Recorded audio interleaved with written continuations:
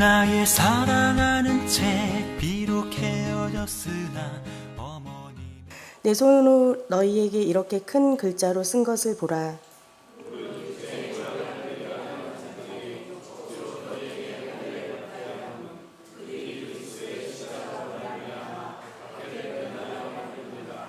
할례를 받은 그들이라도 스스로 율법은 지키지 아니하고 너희에게 할례를 받게 하려 하는 것은 그들이 너희의 육체로 자랑하려 함이라.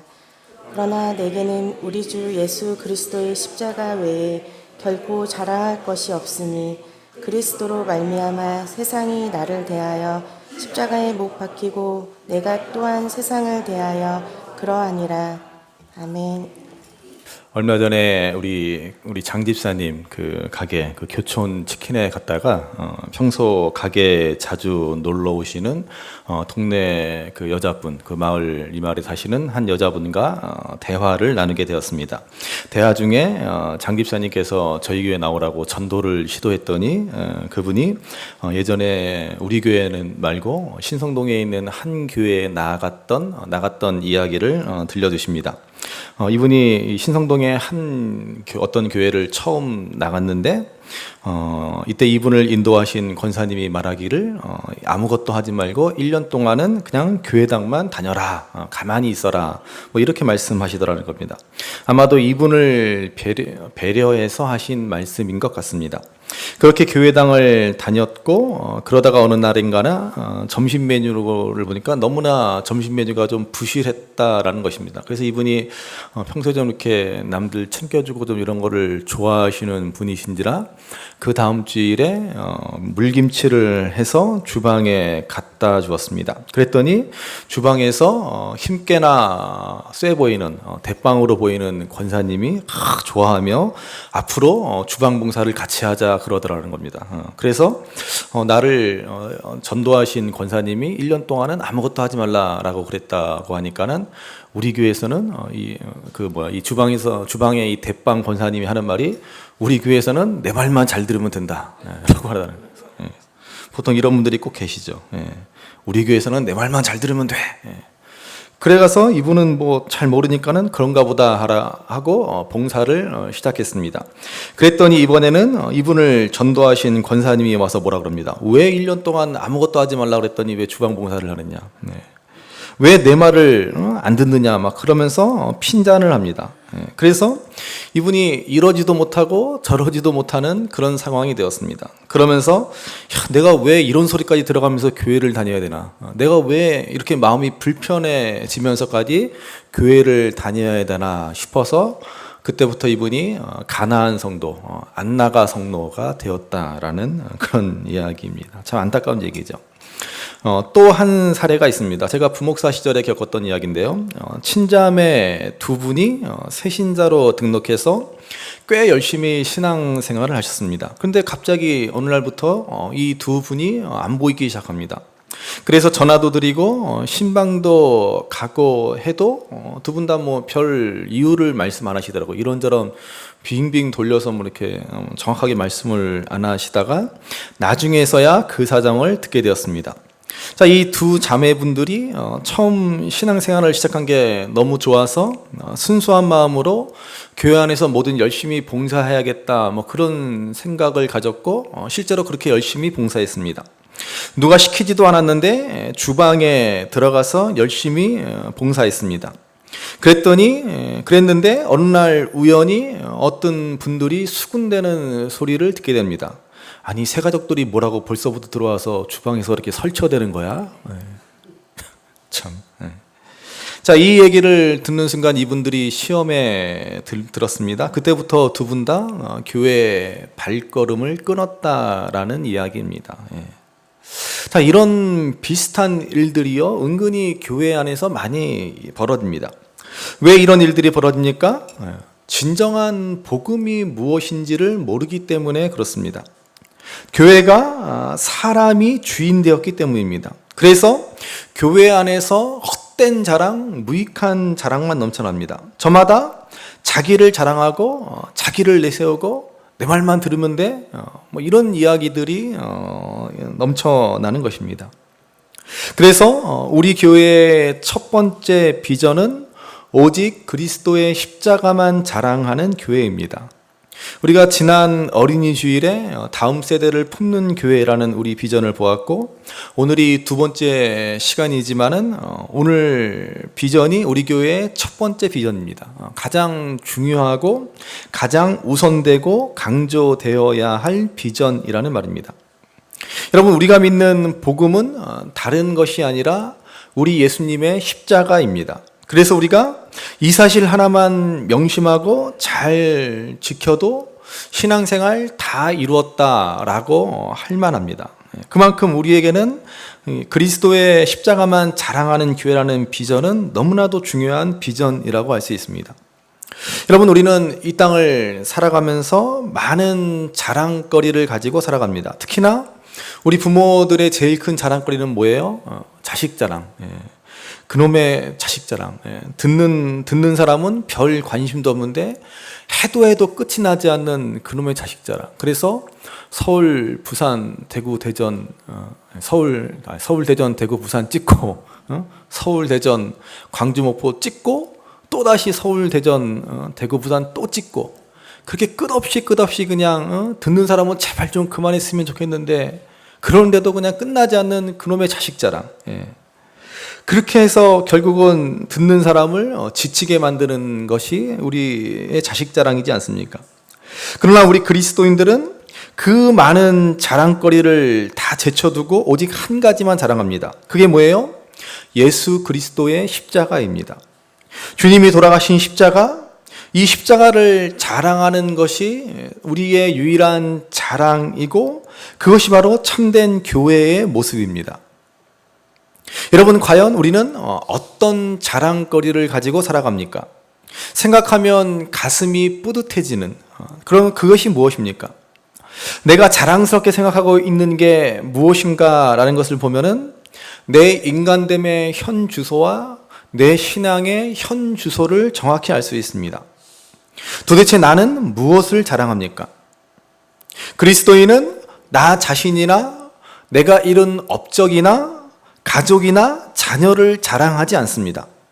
모든 것이 하나님의 은혜임을 알기 때문에 그렇습니다. 그저 우리는 그 하나님의 은혜에 감사하고 이 모든 것을 주신 하나님과 주님의 십자가만 자랑하는 것입니다. 고린도전서 말씀해 보시면 당시 고린도 교회는 서로 자랑하며 네가 잘났느니 내가 잘났니 하며 다투었습니다. 그래서 나는 베드로파다, 나는 아볼로파다, 나는 바울파다, 그렇게 서로 갈라져서 자신들을 내세우며 상대방을 무시합니다. 이에 대해서 고린도전서 4장 7절에서 바울은 이렇게 말합니다. 고린도전서 4장 7절 말씀 같이 한번 보시겠습니다. 누가 너를 남달리 구별하였느냐? 내게 있는 것 중에 받지 아니한 것이 무엇이냐? 내가 받았은즉 어찌하여 받지 아니한 것 같이 자랑하느냐? 아멘. 자, 무슨 말입니까? 자랑하는 그 마음 상태에 대해서 바울이 얘기합니다. 자랑하는 마음 상태, 그건 뭐예요? 마치 하나님께 받지 않은 것처럼 행하는 배은망덕한 일이다라는 것입니다.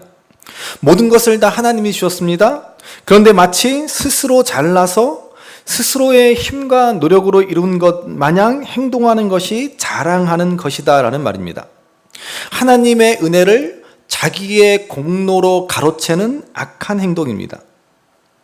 그러니까 여러분, 그것이 무엇이든 간에 자랑하는 마음, 거기에는 무서운 교만과 불신앙이 도사리고 있습니다. 내가 했다라는 것입니다. 하나님이 주신 것임에도 불구하고, 하나님의 은혜로 된 것임에도 불구하고 내가 했다라고 하는 마음 때문에 우리는 자랑합니다. 자랑하는 것, 그것은 다름 아닌 우리가 늘 경계해야 할 율법주의입니다. 여러분, 율법주의가 뭐예요? 율법주의가 뭐가 잘못입니까? 왜 율법을 잘 지키는 것이 뭐가 잘못되었다라고 하는 것입니까? 여러분, 분명히 잘 기억하시기 바랍니다. 율법을 잘 지키는 것은 결코 잘못이 아닙니다. 잘 지켜야죠. 그러면 뭐가 잘못입니까? 율법주의란 율법을 잘 지키다 보니까 어느새 율법을 잘 지키고 있는 나를 자랑하고 있습니다. 율법을 지키고 있는 나의 노력과 나의 수고와 나의 공로를 내세웁니다. 그게 율법주의다라고 하는 것입니다. 하나님의 은혜가 아니라 내 힘과 내 노력과 내 공로를 앞세우는 것입니다. 사도 바울이 갈라디아서를 통해서 말하고자 하는 핵심이 바로 이런 율법주의에 대한 경계입니다. 율법주의란 한마디로 공로주의입니다. 내가 내 스스로의 힘과 노력으로 하나님으로부터 칭찬과 인정을 받을 만한 자격을 갖추고 조건을 구비하겠다라는 것입니다. 내 행위를 가지고 내 힘을 가지고 스스로 의로워지겠다라고 착각하는 것입니다. 그래서 유대인들은 율법을 잘 지킨다면서 온통 자기 자랑으로 가득했습니다. 나는 율법을 잘 지키기 때문에 하나님의 사랑과 하나님의 인정을 받을 만한 자격이 충분하다라고 그들은 생각했습니다.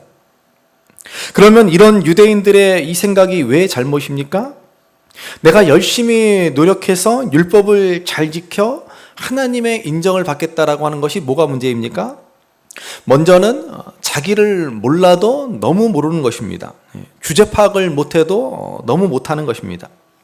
여러분, 우리 인간은 도저히 스스로의 힘으로는 의로워질 수 없습니다.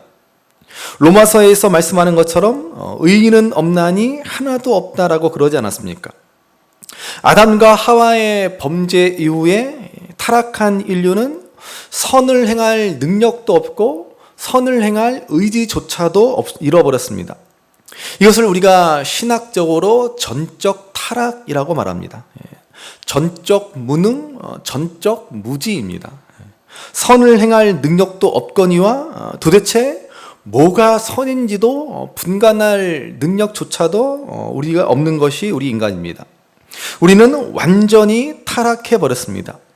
우리에게는 단 0.000000001%의 의의 가능성도 없습니다. 그게 저와 여러분들의 실제 모습이라고 하는 것이죠. 그러니까 우리는 주제 파악을 해야 됩니다. 옆에 분들 권면하실까요? 주제 파악을 합시다. 주제 파악을 합시다. 주제 파악하셔야 돼요. 그런데도 불구하고 내가 스스로 선을 행해서 내가 스스로 의로운 행동을 해서 하나님의 인정을 받겠다? 정말로 착각 중에 착각이고 교만 중에 교만일 수밖에 없습니다. 또한 더 심각한 문제는 율법주의는 성령의 역사를 무시하고 예수님의 십자가를 무용지물로 만들어 버리는 것입니다. 우리의 구원과 선행까지 전적인 하나님의 은혜로 된 것입니다. 이것이 복음입니다. 우리는 아무것도 한 것이 없습니다. 아니, 할 줄도 모릅니다. 그래서 전적으로 예수님의 십자가 은혜로 우리가 구원을 받았다라는 것이 복음입니다.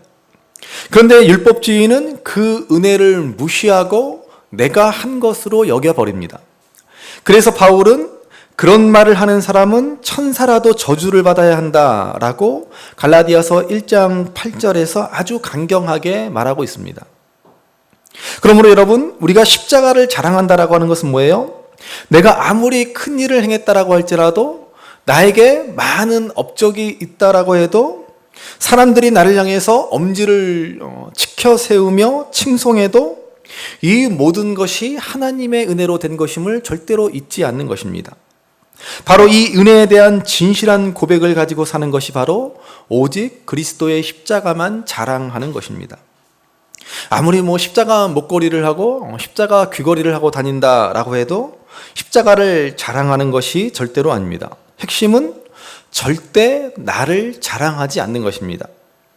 우리는 나에게 이루어진, 내가 가진, 또 내가 쌓았다고 여겨지는 모든 것이 하나님의 은혜로 된 것이고 하나님의 선물임을 알기 때문에 세상처럼 어리석고 무익한 헛된 자랑을 하지 않습니다.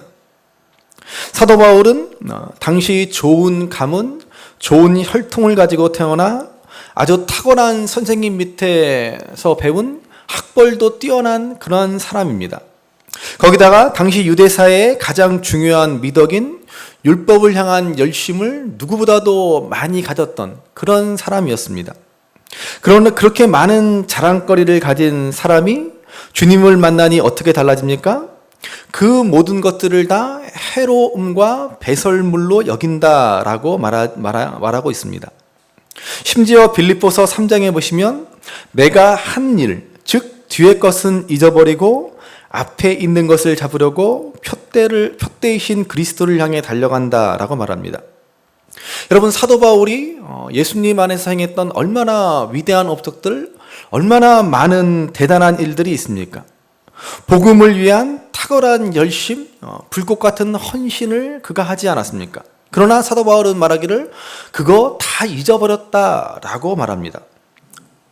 내가 행한 모든 것을 결코 자랑하지 않겠다라는 것입니다. 나는 오직 예수 그리스도를 향해서만 달려가겠다라고 하는 말입니다. 여러분, 이것이 바로 십자가만 자랑하는 성도의 모습입니다. 그래서 오늘 본문 우리가 읽은 14절 말씀을 다시 보시기 바랍니다. 본문 14절 말씀을 같이 읽습니다. 그러나 내게는 우리 주 예수 그리스도의 십자가 외에 결코 자랑할 것이 없으니 그리스도로 말미암아 세상이 나를 대하여 십자가에 못 박히고 내가 또한 세상을 대하여 그러하니라. 아멘. 십자가만 자랑하게 되면 어떤 삶을 살아가게 됩니까? 세상이 나를 대하여 십자가에 못 박히고 내가 또한 세상을 대하여 그러하니라 그랬습니다. 다시 말하면 이제 이 세상 가치와 이 세상 방식을 따라 살지 않겠다라는 것입니다. 오늘 우리의 모습과는 얼마나 다른지 모릅니다. 오늘 이 땅을 살아가는 많은 성도들은 예수님도 믿고 동시에 세상도 소유하고 싶어 합니다. 많은 사람들이 예수님 믿어 천국도 가고 이 땅에서 남부럽지 않게 잘 살아야 된다라고 생각합니다. 여전히 우리는 세상에 대해서 살아있는 것입니다. 오늘 이 땅의 교회가 세상 사람들로부터 손가락질 당하는 주된 이유가 무엇입니까? 오늘 우리가 잘못하고 있는 그 핵심이 무엇입니까? 일부 대형 교회들의 잘못, 일부 유명 목사님들의 잘못만이 아닙니다. 지금 우리 한국교회에 만연되어 있는 근본적인 문제가 있습니다. 그게 뭐예요? 바로 세속화라는 것입니다. 한국교회와 우리 신앙이 온통 세속화에 물들어 있습니다. 세상 사람들이 좋다는 것에 우리의 관심이 쏠려 있고 세상 사람들이 바라는 것을 우리도 바라고 있고 세상 성공을 신앙의 목적, 신앙의 복이라고 여깁니다. 예수님을 믿는 주된 이유도 세상에서 잘 먹고 잘 살기 위해서입니다. 여러분, 우리는 우리 자신을 십자가 앞에서 솔직히 들여다봐야 합니다. 교회를 세습해서 아들에게 물려주는 목사님들은 비난하지만 정작 나 자신도 온통 세속적인 욕망으로 가득 차 있다라는 사실을 간과합니다. 우리의 소망이 그저 좋은 대학, 좋은 직장, 좋은 집, 좋은 차를 타고 다니는 것이면 우리도 똑같은 일을 하고 있는 것입니다. 세속화에 물들어 있는 것입니다. 세속화는 오늘 우리의 문제입니다. 우리 마음속에 세상이 깊이 들어와 차지하고 있습니다. 그래서 그 세상을 한번 얻어보고 싶은데 도무지 내 힘과 능력으로 되지 않으니까는 하나님을 믿고 하나님의 능력을 빌어서 한번 나도 남들처럼 그렇게 한번 떵떵거리며 살고 싶다라고 하는 것입니다. 세상 자랑을 쫓아 살아가는 우리들의 모습입니다. 여러분, 우리 성도는 십자가 앞에서 살아가는 사람들입니다. 내게 있는 모든 것이 하나님의 은혜임을 알아 그저 감사한 마음으로 살아갑니다. 여러분, 다윗을 한번 생각해 보시기 바랍니다. 성경은 다윗을 향해 하나님 마음에 합한 자라는 놀라운 호칭을 붙여줍니다. 누가 이런 호칭을 듣겠습니까? 하나님 마음에 합한 자라는 그런 호칭은. 다윗은 실수도 있었지만은 일평생 하나님과 동행하는 귀한 믿음의 삶을 살았습니다. 그런데 다윗의 삶을 기록해 놓은 사무엘 상하를 보시면 어떤 사건으로 마무리됩니까? 사무엘하 마지막 24장에 보시면 다윗이 백성의 수를 계수한 범죄로 말미암아 무려 7만 명이 목숨을 잃은 불행한 사건으로 사무엘 상하 다윗의 일대기가 끝이 납니다. 여기에 담긴 하나님의 뜻이 무엇이겠습니까? 왜 하나님은 하나님 마음에 합한 자라고 일컬음받는 다윗의 일대기를 이런 비극적인 사건으로 끝내십니까? 다윗과 그리고 오늘 우리들에게 하나님은 무슨 말씀을 하고 싶으신 것입니까? 다윗이 하나님 마음에 합한 자라는 평가를 들은 이유는 그가 어떤 순간 어떤 상황에서도 하나님의 왕되심, 하나님의 주권과 통치를 잊지 않았기 때문입니다. 그는 일개 목동일 때도 또 이스라엘의 왕이 되었을 때도 심지어 밧세바와 범죄 이후에 나단 선지자의 책망을 받을 때에도 그는 언제나 내가 아니라 하나님이 진짜 왕이다라는 사실을 알았습니다. 그래서 진짜 왕이신 하나님의 뜻대로 살았고 이스라엘을 다스렸습니다. 그러나 나라가 이제 안정되고 부강하게 되자 다윗의 마음이 변질되기 시작합니다. 하나님의 왕되심을 잊고 마치 자신의 힘과 능력으로 이스라엘의 강성한 이스라엘 왕국을 일으켜 놓았다라는 교만에 빠집니다. 한마디로 하나님의 은혜를 잊어버린 것입니다. 그러자 하나님은 다윗을 충동하여 범죄하게 만듭니다. 이를 통해 하나님은 다윗에게 그리고 오늘 우리에게 명심 또 명심하라고 당부하고 계십니다. 그게 무엇입니까? 모든 것이 하나님의 은혜로 된 것이다 라는 사실을 절대로 잊지 말라는 것입니다. 일개 이름 없는 목동일 때도 왕으로서 온 나라를 다스릴 때도 내가 아니라 하나님의 은혜로 되었다라는 사실을 절대로 잊지 말라라고 하는 것입니다. 여러분, 교회의 위기는 언제 옵니까? 여러분, 우리 신성 주마음교회의 위기는 과연 언제 오겠습니까? 우리 교회가 지금까지 여러 많은 어려움도 있었고 위기라고 하면 위기도 있었죠. 크게 우리 교회가 흔들릴 때도 있었고 정말로 신앙생활을 하는 것이 괴로운 시절도 있었습니다. 그러나 돌이켜보면은 그때는 진짜 신앙을 찾아 몸부림치던 시절이지 않았습니까? 하나님의 은혜를 간절히 사모하던 시절입니다. 그러면 진짜 교회의 위기는 과연 언제 닥칩니까? 우리가 저마다 하나님의 은혜를 잃어버릴 때입니다. 저마다 자기 공로를 내세우고 내가 이런 일을 했느니 저런 일을 했느니 자기를 알아주기를 바라고 내가 이 교회에 헌신한 게 얼마인데 이러면서 자기 목소리를 높이기 시작할 때입니다. 저마다 신앙의 연조와 봉사와 직분을 자랑하기 시작할 때 우리 교회도 어느새 위기가 불어닥치고 세속화의 길로 빠져들고 마는 것입니다. 무엇보다도 목사인 제가 특권 의식을 가질 때 목사라고 내가 목사래 그러면서 뭐 대단한 존재이냐 뭐 별다른 존재이냐 그렇게 생각하며 군림하고자 할 때 저도 망하고 교회도 망하는 것입니다. 여러분, 아직까지도 우리 교회 안에 그래도 목사님은 주의 종인데 뭐 그렇게 생각하는 분은 없으실 것이다 라고 생각합니다. 다시 한번 강조하지만 목사만 주의 종이 아니라 우리 모두가 다 주의 종입니다. 이게 진짜 기독교고 이게 진짜 교회고 이게 진짜 복음입니다. 자격도 조건도 없이 모두가 다 우리 모두를 다 하나님의 은혜로 거룩한 성도로 불러주셨고 택하신 족속이요 왕같은 제사장으로 불러주신 것입니다.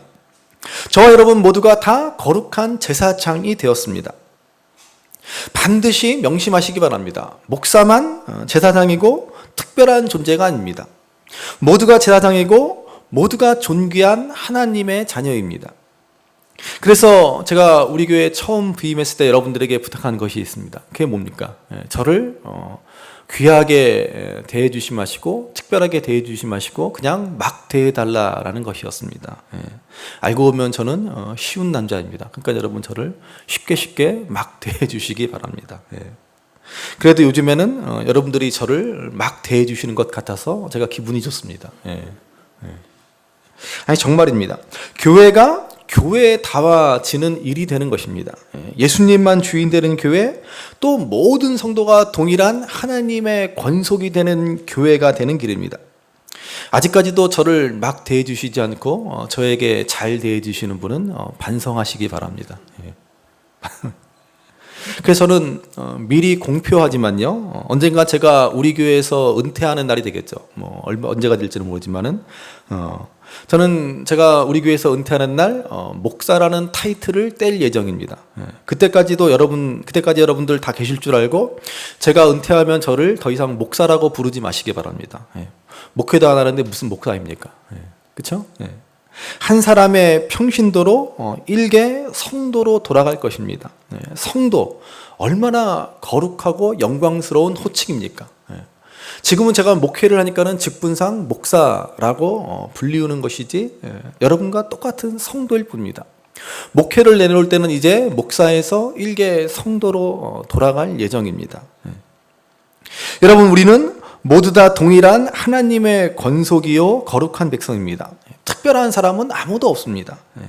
교회 안에서 내가 남들보다 더 특별한 사람이라고 생각하면 도무지 십자가의 은혜가 무엇인지를 모르는 사람입니다. 얼마 전에 제가 그 이름만 대면 다 알만한 대전의 어느 제이 목사님의 그 인터넷 고발 뉴스를 본 적이 있습니다. 그분이 그 뉴스에 나서 한다는 소리가 내가 보통 목사가 아니라는 거 알지? 그러면서 큰 소리 뻥 치는 걸 보았습니다. 내가 큰 교회 목사이니 특별한 목사이다라고 그렇게 생각하신 것 같은데, 목사가 그런 생각을 가지고 있는 한 아무리 100만 명, 1000만 명이 모이는 교회도 하나님 앞에 합당한 교회다라고 말할 수 없습니다. 뭘 목사면 특별한 목사입니까? 목사면 다 똑같은 목사지. 여러분, 우리 교회에서는 아무도 특별 대우를 받아서는 안 됩니다. 다만 특별 대우를 받아야 하는 분들은 누구예요? 어르신들, 그리고 어린이들이라고 그랬습니다. 그리고 또 한 분들 새가족들입니다. 새가족들은 딱 한 달만 특별 대우를 해드립니다. 그 다음부터는 헌 가족이 되십니다. 다른 거 없어요. 헌 가족 되셔가지고 그냥 같이 마음을 여시고 편하게 어울리시면 되는 거죠. 절대로 우리 교회 안에는 특권이란 있을 수 없습니다.